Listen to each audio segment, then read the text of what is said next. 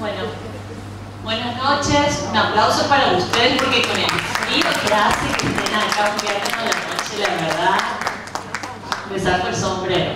Bueno, la idea es que lo hagamos interactivo a esto porque hasta ahora ya algunos tendremos ganas o de ir a comer, a dormir, o los otros del bailongo, los más jóvenes, pero bueno, vamos a tratar de que esto sea lo mejor posible, ¿sí? En esto interactivo quiero que participen, que pregunten, que vayamos diciendo las opciones entre todos como para que no sea tan aburrido.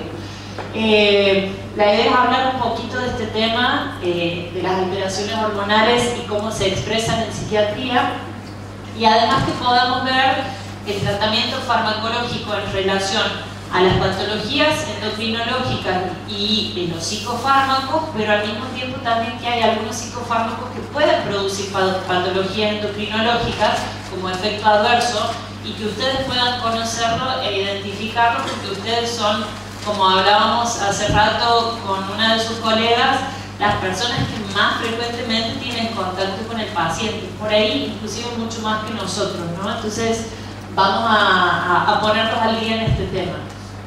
Bueno, ya me presentaron, gracias por la presentación. Estos son mis conflictos de interés porque si vamos a hablar de varios fármacos, yo trabajo para todas estas empresas como speaker o como investigadora.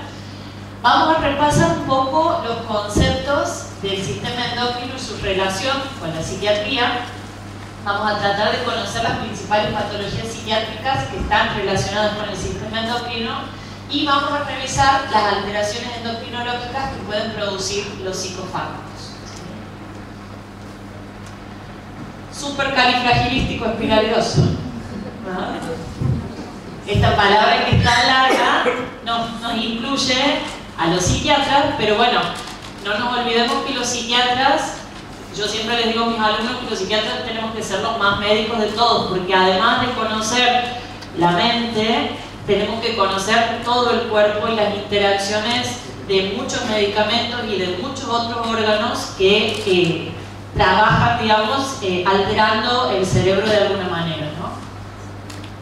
Y la psiconeuroinmunoendocrinología va a comprender el estudio de la relación de los mecanismos regulatorios y del control del organismo. Fíjense qué importante esto. Está compuesto por el sistema psíquico y neurológico, por el inmunológico y por el endocrinológico. Todo esto está interrelacionado y va a ser el responsable de las respuestas tanto adaptativas como integrativas desde y hacia el medio que podamos tener nosotros. La idea es que me frenen cuando quieran preguntar algo, si alguien quiere hacer algún comentario, todo nos sirve, ¿sí? Bueno, y empezamos acá. ¿Cuáles hormonas conocen? ¿Cuáles hormonas creen que pueden tener que ver con esto de lo neuropsiquiátrico? Porque bueno, acabamos de decir que está todo relacionado, entonces en una de esas ustedes me pueden transmitir algunas de las hormonas que conocen y que manejan con más frecuencia, tal vez en la farmacia, los comentarios de los pacientes, y que podamos ir viendo de acuerdo a eso también su relación con la psiquiatría, tanto con la patología como con cuestiones de funcionamiento normal, ¿no? A ver. Tiroides, las hormonas tiroideas, ¿bien? ¿Qué más? ¿Qué otra? ¿Alguna otra? Tiroides por ahora. Bueno, vamos a ver un par más entonces. Hay otra cosa que ustedes venden a las chicas jóvenes con mucha frecuencia. Anticonceptivos, bueno, que tienen hormonas. Ahora vamos a ver un poco más. Entonces, decíamos, hormona tiroidea, principalmente lo que dosamos en el laboratorio es la TSH, la T4 libre y la T3. Por supuesto que dentro de la tiroides, además vamos a tener las de la hipófisis que mandan la orden para que se les produzca la hormona tiroidea, ¿sí? La vamos a ir viendo un poquito más. El cortisol y la STH, la insulina también es una hormona y que está muy relacionada con la psiquiatría, ya vamos a ir viendo. El cortisol es la hormona del estrés, ¿sí? ¿sí? Pensémoslo desde ahí, o sea que es muy importante en esto. Las hormonas sexuales, como decíamos, no solo los estrógenos, sino la progesterona también, los andrógenos en hombres, ¿sí? Así como aparece la menopausia, aparece la andropausia también, entonces todas estas cuestiones tenemos que tenerlas en cuenta, porque ya vamos a ver que hay mucha patología neuropsiquiátrica que tiene que ver con esto. Pensemos desde las hormonas sexuales masculinas en la testosterona, la cuestión de la violencia, y cómo eso también puede traer ciertas consecuencias más allá de los déficits de estrógeno o las alteraciones en ese sentido, ¿no? El calcitriol, esta también ustedes la conocen con el tema de la osteoporosis, etc. Y también vamos a ver que todo lo que tiene que ver con el calcio influye mucho en lo cognitivo, ¿sí? La prolactina también es una hormona que cuando aumenta, y que ya vamos a ver que hay ciertos fármacos que seguramente ustedes los conocen y los manejan, desde lo neuropsiquiátrico pueden aumentar la prolactina y traernos más problema el remedio que la enfermedad en ese caso. La somatotrofina, la hormona del crecimiento, que también ustedes sabrán que hay muchos deportistas que la utilizan y esto puede traer cambios a nivel conductual. Bueno, en Messi nos sirvió para que fuera lo que es Messi hoy, pero además puede traer cambios a nivel conductual. La melatonina, que es la hormona del sueño, la melatonina no solo va a estar implicada en dormir bien, sino también en síntomas ansioso-depresivos, o sea que es muy importante que la melatonina se desarrolle en su ciclo circadiano como corresponde. Adrenalina, noradrenalina, que son también hormonas del estrés que generamos cuando aumenta el nivel de estrés, que digamos, son un mecanismo de protección para poder defendernos ante situaciones que nos generan malestar, pero por supuesto que en exceso traen complicaciones como la hipertensión, y que ustedes de eso también conocen mucho porque el paciente va y les dice, por favor, denme la pastillita para la tensión.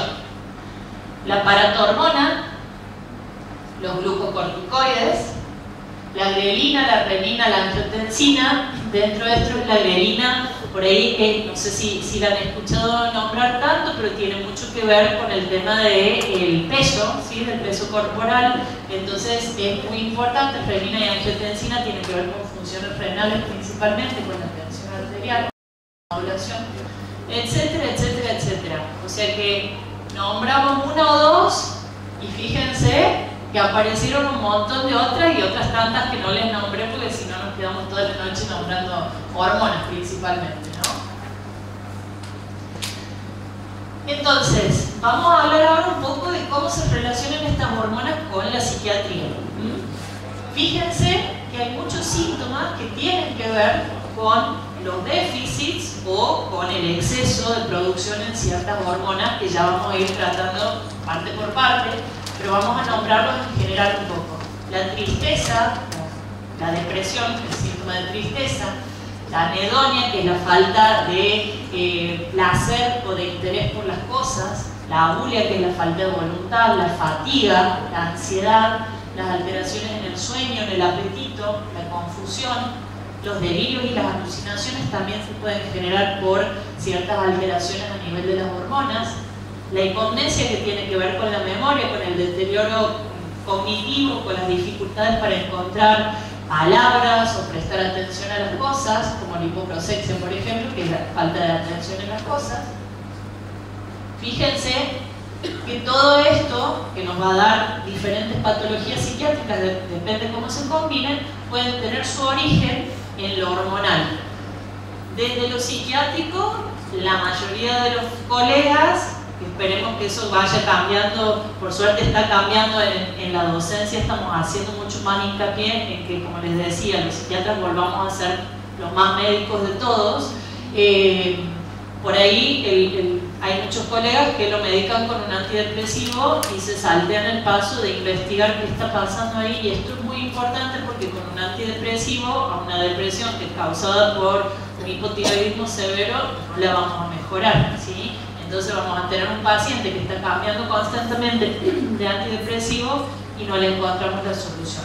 O sea que es fundamental que tengamos en cuenta que esto puede ser la base de algún trastorno psiquiátrico y que tal vez, como les voy a mostrar ahora un caso que tuve hace unos años, pueda ser el único, digamos, la manifestación psiquiátrica puede ser la única manifestación que tiene ese paciente de un problema puramente endocrinológico, ¿sí? Entonces es muy importante que conozcamos esto. Esto nos va a permitir hacer el diagnóstico diferencial para adecuar el tratamiento, porque como les decía, si le doy un antidepresivo o un medicamento, me pasa también, yo me dedico mucho a la parte de neuropsiquiatría y demencia, me pasa muchas veces que vienen los adultos mayores con problemas cognitivos medicados con, ustedes conocen, memantina, donepezilo, que son medicamentos que se utilizan y que son los únicos que tenemos actualmente para tratar las demencias acá en Argentina.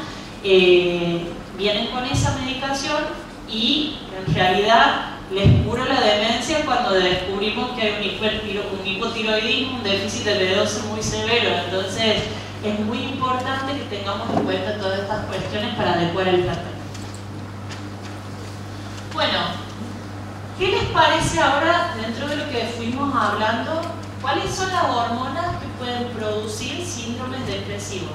Síndromes depresivos, como decíamos, caracterizados por la tristeza, por la angustia, por la anedonia, por la falta de voluntad, por las alteraciones de la memoria, por las alteraciones en el peso, en el sueño, etc. ¿Cuáles son las hormonas que pueden estar más implicadas en esto? Tiroides, las hormonas tiroideas, digamos.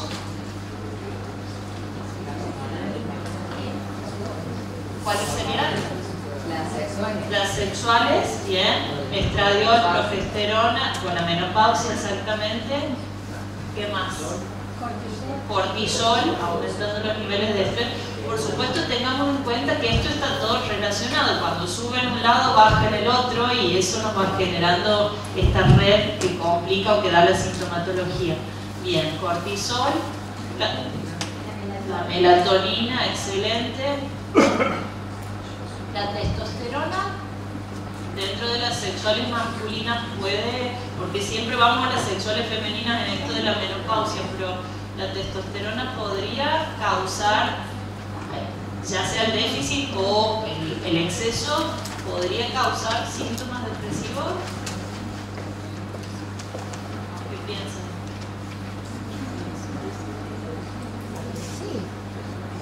Sí, claro, cuando hay un déficit de testosterona, la persona va a tener, testosterona tenemos tanto hombres como mujeres, entonces la testosterona nos permite la cuestión de la impulsividad, de las ganas, del empuje, y una persona que tiene la testosterona muy baja no va a funcionar y por lo menos va a parecer deprimida. No sé si va a tener todo el combo de síntomas, pero por lo menos hay que hacer el diagnóstico diferencial. Muy bien. Entonces, el hipotiroidismo, la hipocortisolemia, el llamado síndrome de Addison, el hipoparatiroidismo también. Ay, acá salió el hipertiroidismo, que es el hipertiroidismo, me salió mal y no me había fijado, la menopausia, la andropausia, la hiperprolactinemia también, que si bien la prolactina cuando está alta principalmente puede dar síntomas más de hiperactivación y de estrés, como esa sensación desagradable, pero también puede estar implicada en la depresión postparto, que como decíamos también tiene que ver con caídas de las hormonas sexuales principalmente, pero no desde la menopausia, sino de otro tipo de hormonas que ya vamos a ir viendo, los neuroesteroides. Trastorno cíclico del ánimo. ¿Por qué lo pongo separado de la depresión? ¿De qué hablamos cuando hablamos de un trastorno cíclico? ¿Qué les suena a ustedes? Trastorno o del espectro bipolar o el trastorno bipolar per se. Yo siempre les digo a los pacientes, cuando hablamos de los diferentes tratamientos, de este lado tenemos la depresión, de este lado tenemos el trastorno bipolar, y acá hay toda una gama de grises que se llama trastorno del espectro bipolar. La causa de la depresión principalmente tiene que ver con la poda neuronal, con la desconexión de las neuronas. El cerebro funciona como si fuera un circuito eléctrico. En el trastorno bipolar tenemos un cortocircuito, es decir, los cableados están conectados pero pelados. Y acá en el medio hay una combinación de las dos cosas, hay cables pelados y hay cables que están desconectados. Entonces el tratamiento no puede ser el mismo para todo, o a lo sumo tendremos que combinar acá. Entonces también dentro de lo hormonal vamos a a separar el trastorno cíclico porque pueden aparecer episodios en donde el paciente se ponga más expansivo, más hipomaníaco, como llamamos nosotros, con menos necesidad de dormir, o más agresivo, con esta sensación como distímico, digamos, molesto consigo mismo y con los demás inclusive. Entonces, muchas veces eso se confunde con un trastorno bipolar. ¿Qué hormonas les parece que pueden estar implicadas o qué patologías pueden estar implicadas en esto dentro del hormonal?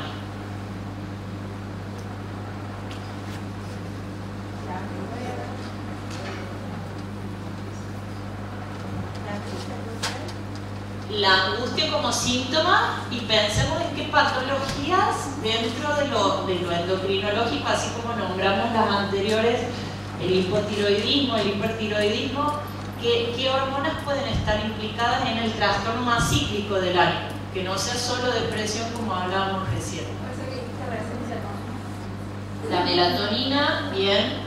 Las hormonas tiroideas siempre están presentes, pero en este caso vamos a pensar tal vez más en un hipertiroidismo. La persona está activa, está como eléctrica todo el tiempo y eso se puede confundir más con un trastorno, una hipomanía. La persona no tiene necesidad de dormir, no se siente cansada y está baja de peso y está todo el tiempo eléctrica, ¿sí? Las alteraciones en el cortisol y la ACTH por lesiones o tumores, por ejemplo, en la hipófisis o tumores en las suprarrenales. La hiperprolactinemia también, que es el aumento de la prolactina, se produce en la hipófisis. Y los tumores pancreáticos, como el insulinoma, ya les voy a contar un caso puntual de esto. El posparto también puede dar síntomas más del orden cíclico, y acá yo siempre les digo a los alumnos en esto que siempre tengan en cuenta que una depresión postparto puede ser, y en el 90% es en realidad el inicio de un trastorno bipolar, ¿sí? Aunque se dé como depresión, no hay que medicar a esas pacientes con antidepresivos sin antes estar seguras o seguros de que no es un trastorno bipolar, porque si no después vamos a complicar la evolución de ese tratamiento. Trastornos psicóticos, pensemos en alucinaciones, en delirios, en agresividad. ¿Qué les parece? ¿Qué patologías endocrinológicas podrían estar implicadas en esto?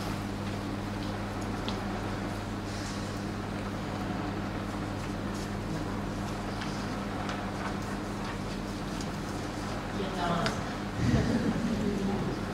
Bueno, los ayudo. Tiroides están todas. Hipertiroidismo, hipotiroidismo, a veces cuando aparecen síntomas psicóticos, según sea hiper o hipo, van a estar también congruentes al estado de ánimo. Si el paciente está más eléctrico, las alucinaciones o los delirios van a tender a ser más del orden de la grandeza, de la grandilocuencia. Cuando la persona está con un hipotiroidismo, está más depre, puede tener lo que llamamos el síndrome de Cotard, que tiene que ver con la sensación, por ejemplo, de estar pudriéndose por dentro, que es rarísimo, pero pasa, y yo he tenido pacientes con depresión con síndrome de Cotard, y síntomas más de que no valgo nada, esta cuestión de ruina, ¿sí? Las alteraciones en el cortisol, como hacia arriba con el Cushing o hacia abajo con el Addison, el insulinoma, la hiperprolactinemia. Esto también a ustedes les llega con mucha frecuencia, y acá vamos a hacer hincapié también. Las alteraciones tiroideas siempre, tanto el hipo como el hiper, pueden dar problemas en la memoria, ¿sí? Dentro del hipotiroidismo va a haber más problemas en la memoria, en cambio en el hiper tal vez vamos a tener más problemas en la atención, en la capacidad de fijación, porque la cabeza va a 1000 en ese punto, ¿no? Pero los dos pueden causar, para grabar memoria nueva, sí o sí necesitamos atender. Entonces, en las dos cosas vamos a estar complicados. La menopausia también da deterioro cognitivo, por eso de hecho muchos ginecólogos ahora proponen el tratamiento con estrógenos, como para estirar un poquito, porque el estrógeno es justamente la hormona que tiene más que ver con lo cognitivo dentro de las sexuales. La andropausia lo mismo. El déficit de vitamina D3, hablábamos del calcitriol como una hormona principalmente. El déficit de la vitamina D, tanto porque la persona no se expone a la luz solar, como no ingiere los alimentos. Acá en Córdoba nosotros tenemos llegada de los alimentos que tienen más vitamina D, como el pescado, por ejemplo, ¿sí? Entonces muchas veces tenemos que suplementar, y hoy todas las guías clínicas en endocrino y en psiquiatría hablan de que la vitamina D tiene que estar por encima de 30 y en realidad más de 60. Los deportistas buscamos que estén en 70 más o menos, pero entre 30 y 60 es lo que se busca para mantener una cuestión cognitiva adecuada, ¿sí? Así que es muy importante que la vitamina D esté en condiciones y que le insistamos al paciente de que se exponga a la luz solar en horarios no pico, que trate de ingerir alimentos con vitamina D, que son pocos. La hipercortisolemia también va a influir en que la persona tenga problemas en la atención. La hipercortisolemia se produce cuando uno se estresa básicamente, y hoy creo que la mayoría tenemos ahí un poquito el cortisol elevado, al igual que la hipocortisolemia, la hiperprolactinemia. Los trastornos de ansiedad, donde está también implicada la tiroides, tanto el hipo como el hiper, en realidad. A pesar de que uno, cuando piensa en la ansiedad, piensa seguramente más en un hipertiroidismo, en esta cuestión eléctrica, el hipotiroidismo puede dar ansiedad o depresión ansiosa, inclusive, que para el paciente es bastante desesperante, ¿no? La hipercortisolemia, la menopausia, la andropausia, alteraciones en la insulina. Las personas diabéticas, por ejemplo, tienen mucho riesgo de sufrir tanto depresión como ansiedad, y las personas, por el contrario, que tienen los insulinomas, que ya vamos a ver que son tumores pancreáticos, también pueden tener síntomas ansiosos y depresivos. Los tumores hipofisarios, porque ustedes saben que la hipófisis es donde están los precursores de todas las hormonas del cuerpo, ¿sí? ACTH, la TSH, etc. Entonces los tumores hipofisarios pueden causar muchos problemas a nivel de la ansiedad, la hiperprolactinemia dentro de ellos. Y ahora vamos a hablar, ¿hasta acá alguna pregunta, algún comentario que quieran hacer? ¿No? Vamos a hablar de algunas patologías que pueden traer problemas a nivel de lo endocrinológico. Y en este caso, por ejemplo, dentro de las psiquiátricas, vamos a hablar de patologías y de fármacos que pueden tener que ver con lo endocrinológico. La anorexia nerviosa es una patología que trae muchos problemas a nivel endocrinológico, porque el déficit de peso va a generar que todas las hormonas tiendan a disminuir. Y eso va a ser un círculo vicioso, ¿sí? en otras patologías.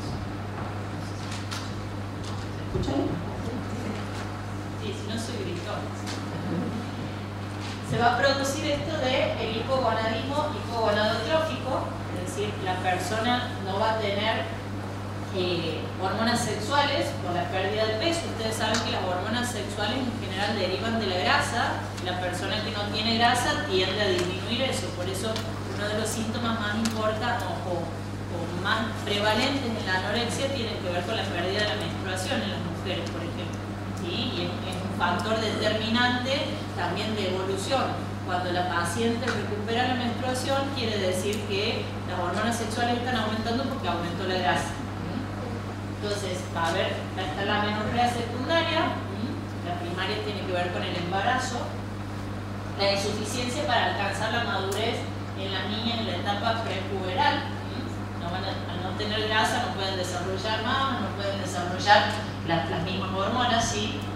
La osteoporosis y las fracturas patológicas como resultado de la falta de estrógenos, las anormalidades en la tiroides con la disminución de la conversión de la T4 a la T3. ¿Y cuándo es el remedio peor que la enfermedad? Acá incluimos a los psicofármacos que por ahí pueden tener alteraciones a nivel endocrinológico. ¿Conocen alguno de los psicofármacos que cause o algunos de los que causan problemas a nivel endocrinológico y que los psiquiatras debiéramos controlar con frecuencia? ¿Ustedes están ahí en la farmacia? ¿Perdón? ¿Litio? Litio, excelente. ¿Algún otro?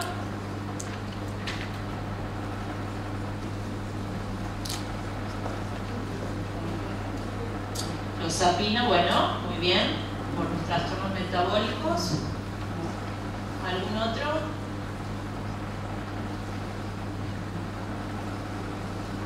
Bueno, vamos a ver. litio, como decíamos, en el hipotiroidismo es el principal causante dentro de los psicofármacos, y nosotros cuando pedimos, el litio es un fármaco maravilloso para el trastorno bipolar, para el trastorno del espectro bipolar, es fantástico, para las conductas suicidas es fantástico, es el mejor antisuicida que existe. Es una droga que, como todas las drogas, hay que tener cuidado y respeto y hacer las cosas bien, pero decir que el litio, por causar un hipotiroidismo, una droga que es mala, estamos totalmente errados en ese punto, ¿sí? Solamente hay que controlar el hipotiroidismo, pero capaz le salvamos la vida porque el paciente no tiene más ganas de autolesionarse o de suicidarse con el litio, ¿sí? Entonces, simplemente tenerlo en cuenta, y cuando pedimos la litemia, que es el control de litio en sangre, siempre agregar hormonas tiroideas en ese pedido de laboratorio. Eso es fundamental, y si hay una alteración a nivel de tiroides, no necesariamente implica que nosotros saquemos el litio del esquema, sino que le damos hormona tiroidea y con eso lo regulamos, ¿sí? Salvo que sea un paciente que amerite que le podamos sacar el litio porque ya esté estabilizado con otras cosas, y en una de esas puede funcionar sin la medicación. Pero el litio, los pacientes que andan bien con litio, andan bien con litio. Es difícil encontrar otra combinación que los ayude tanto como el litio. Los antipsicóticos, como decíamos, ustedes son licenciados, ¿no es cierto?, en farmacia. Bien, la licenciada decía, la clozapina, por ejemplo, tenemos otro, la olanzapina también, que es una droga maravillosa, pero tiene la complicación del síndrome metabólico. La quetiapina también lo mismo. Casi todos los antipsicóticos pueden aumentar el peso de alguna manera. Tenemos algunos más nuevos que no lo hacen, por ejemplo, aripiprazol, brexpiprazol, lurasidona, no tienen un riesgo de síndrome metabólico, pero los que tienen un perfil tal vez más sedativo, que muchas veces es lo que necesitamos también en un paciente que está con estos cuadros de agitación psicomotriz, casi todos aumentan el peso y por ende la cuestión hormonal se puede ver alterada. En esto hablamos de la resistencia a la insulina principalmente, ¿no? Y el riesgo de diabetes. Otros que también pueden producir resistencia a la insulina por el aumento de peso son mirtazapina y paroxetina, que además tenemos que tener en cuenta, y con los antipsicóticos, no lo nombré, pero está acá anotado, la hiperprolactinemia, que también es una alteración muy importante. La prolactina alta va a generar estrés, va a generar depresión, secreción por las mamas, etc. Pero lo más importante es que desestabiliza mucho los cuadros anímicos en esto. El ácido valproico lo mismo, el ácido valproico puede aumentar el riesgo de diabetes, de resistencia a la insulina, pero además nos va a dar el ovario poliquístico. Por ende, a las mujeres en edad fértil yo no recomiendo a los colegas darles ácido valproico, porque la verdad que es un riesgo exponerlas, y tenemos otros esquemas con estabilizadores que por ahí pueden ser más útiles en ese caso, sobre todo si quieren quedar embarazadas, etc. ¿Qué hacemos si se presentan estos problemas? Sacamos la medicación, la cambiamos, tratamos el problema. Bueno, como decíamos, hay que buscar en cada caso individual qué es lo que nos va a convenir más.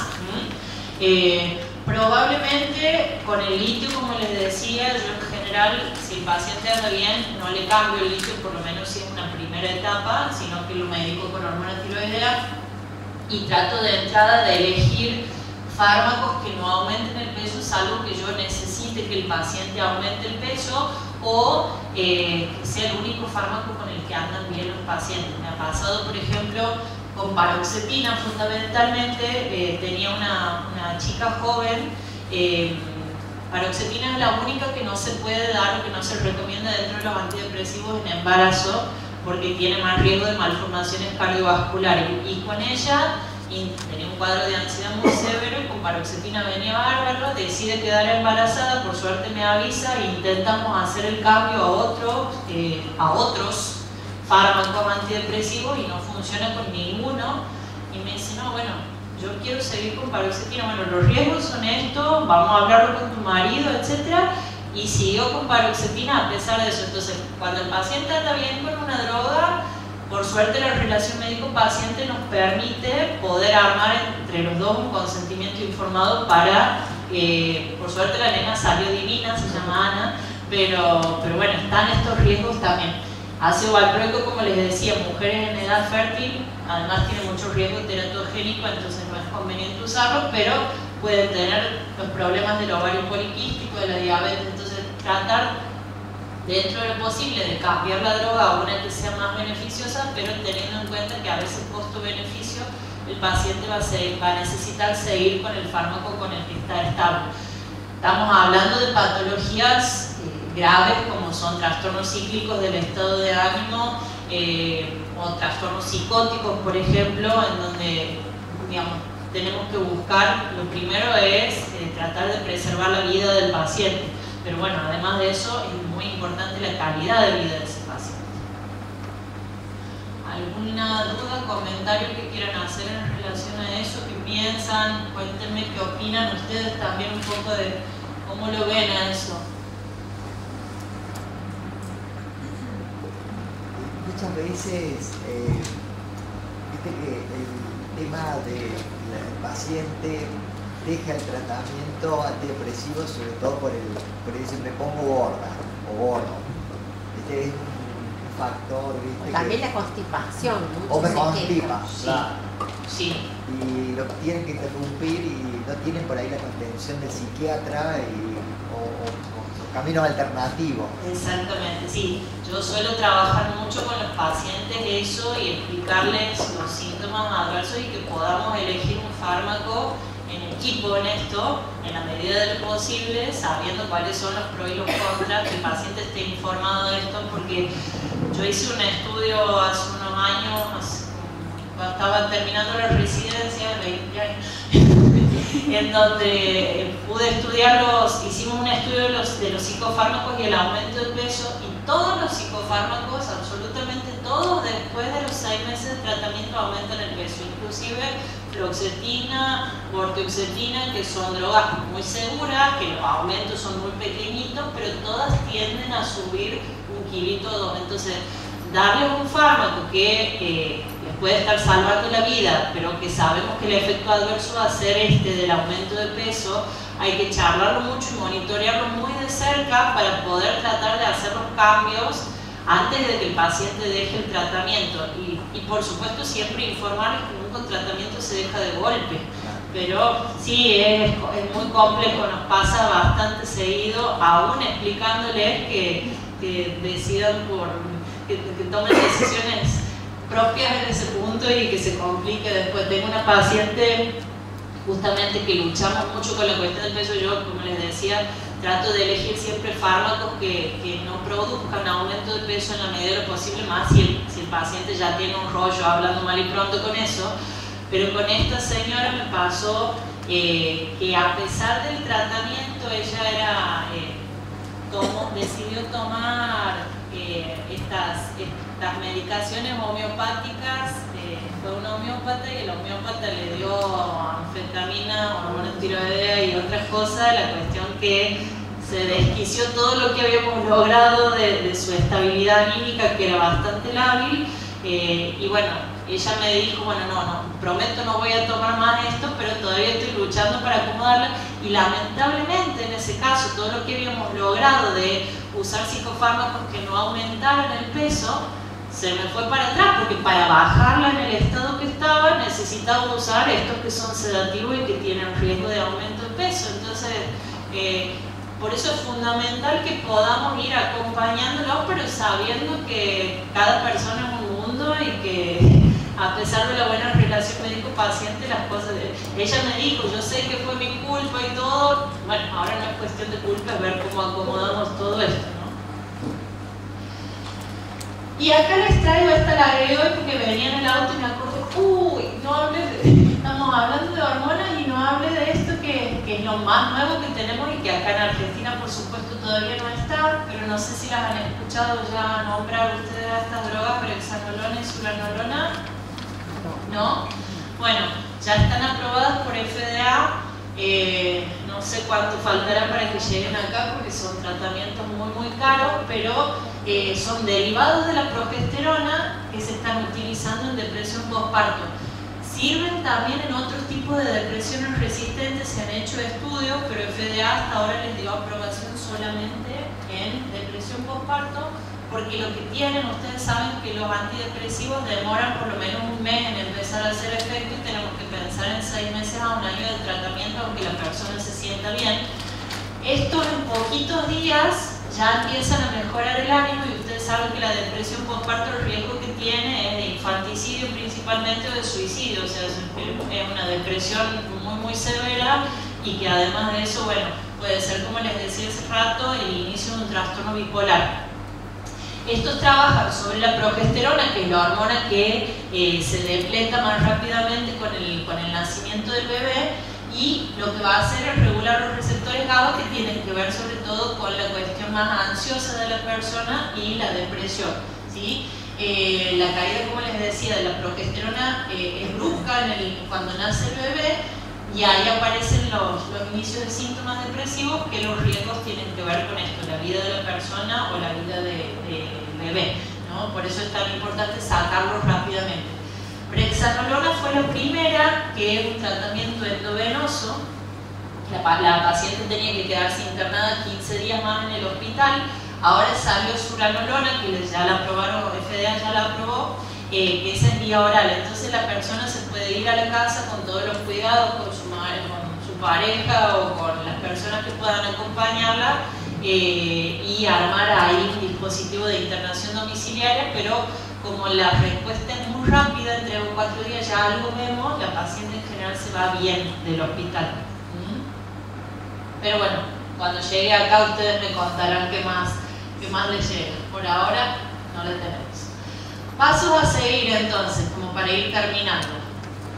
Hay que hacer un diagnóstico diferencial, que es importante que pidamos los psiquiatras, y en las primeras consultas siempre tenemos que pedir un laboratorio completo con las mismas hormonas que podamos sospechar. Yo hormona tiroidea les pido siempre, vitamina D les pido siempre, cortisol o progesterona o esta prolactina, si está tomando un antipsicótico también se lo pido, o si tiene sintomatología, pero es importante que descartemos patologías que puedan tener que ver con lo hormonal.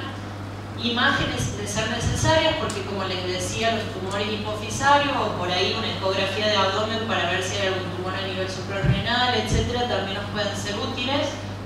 Somos médicos, los psiquiatras.